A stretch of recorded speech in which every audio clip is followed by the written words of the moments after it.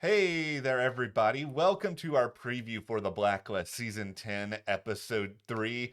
We are already a little ways into the story. We've started to see Wujing, the battle between him and Reddington is starting to ramp up a little bit. So what else can there be to make us excited? Cynthia Panabaker, that's what. I'm very curious about this episode what's going to be coming up with Panabaker and how this could be connected to Wujing. I mean, we only have 22 episodes. It's the final season. So, I mean, maybe I'm being naive here, but I'm assuming or hoping that every episode is giving us more and more build up towards this final showdown with Wujing and Reddington. So when Panabaker's mentioned, I'm just like, Wujing and Panabaker, how can this kind of be connected?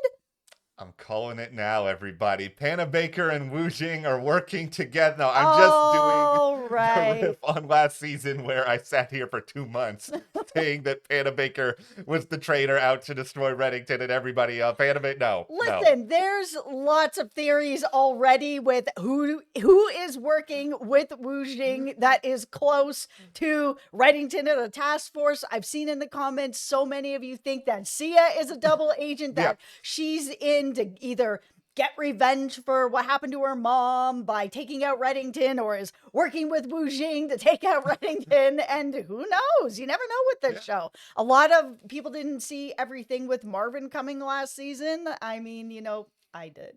Yes, you did. You did. Well, we have so many different ideas to talk about here, but, if you're enjoying this video, go ahead. Share it around. Share it to your friends, your family, Twitter, Facebook, any other social media. Help to spread the word because, with this being the final season, we all want to have a big collective Blacklist party where, we put on our tinfoil hats and start to kind of speculate away on things. And so just get the word out if you know somebody who really loves the show and would love to be a part of these discussions. Absolutely. Share it on your social media. It really helps the channel a lot if you share the videos or get other people to come in, check us out, join the discussion in the comments, and also follow us over on our Instagram, Matt and Jess TV. It's something that we've been talking to you guys a little bit that we've been trying to build up. We've got lots of fun pictures going on up there, and we're going to be posting more and more. So if you just want to kind of keep up with us a little more personally, that's the place to be.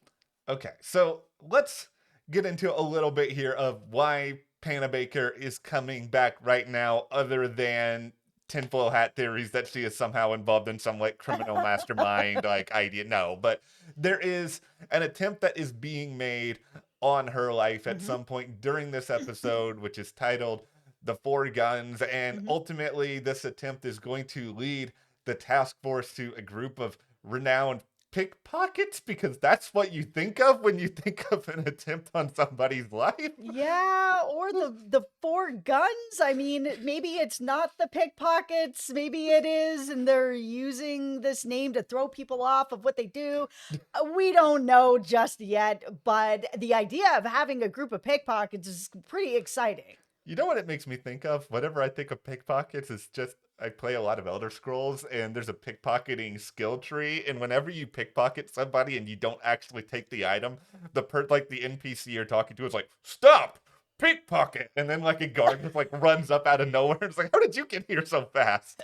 It's so fun. I love Skyrim. Yeah. I haven't gotten into Elder Scrolls Online yet, but yes, the pickpocketing skill on there is definitely a tree that I like to build. Yeah, no, I think this part of the story alone, I think it's just going to be really, really fun, because regardless of if Cynthia Panabaker has some sort of higher order, or if she's doing anything other than just being a senator, she's got such a history with the task force. If you think a lot about what happened with her in Reddington, even just last season, she's not going to be altogether excited about the idea of collaborating with him in any capacity. No, or even the weirdness that was going on last season with her and Cooper, where it was just they were arch enemies or something. I mean, are we gonna see them somehow having having some conversation. I'm assuming if the task force is going to come in, that there's going to be some sort of something there.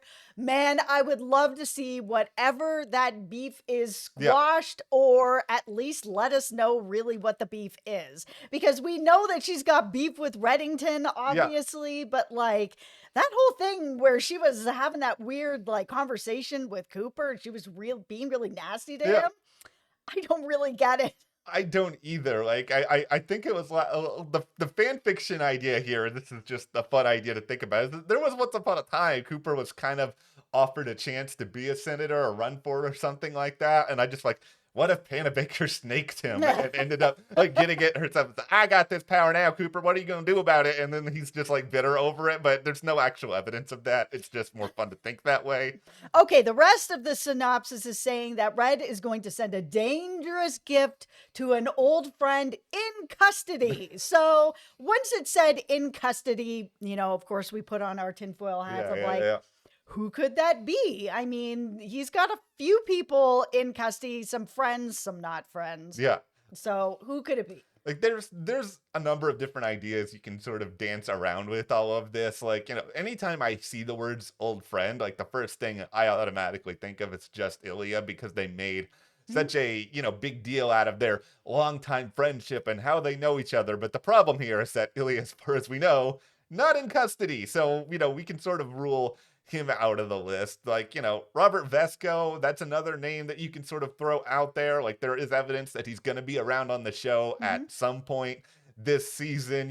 They've got an interesting friendship, I think you can put it that way, if you want to call him an old friend. Yeah, I mean, we know that he's in custody after everything that happened with him and DEMBE and everything with that. So, I mean, are they friends anymore?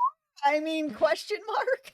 Like, I think the fun thing about it is just, Vesco is pretty high on the blacklist. He helped train Reddington. There is that sort of history there. I think regardless of it, what is this dangerous gift? Because the idea that I sort of have of it in my head, and I think this is probably because I've seen too many prison movies, is that like, Reddington is like sending them a cake. A cake with a file in it? Yeah, or something like that. And the greatest thing about this, though, is that, let's say hypothetically that this is Vesco, and he wants something from Vesco to further along his plans. Vesco, he may be like somewhat of a master thief, but he's an older gentleman at this point. I wouldn't think he's going to be as spry as he probably was at one point. And it's like getting a guy like that either out of there or achieving something, he's going to really have to use like his craftiness rather than like his physical attributes. Well, also, again, old friend. I mean, they had friendship. Is that friendship still intact? So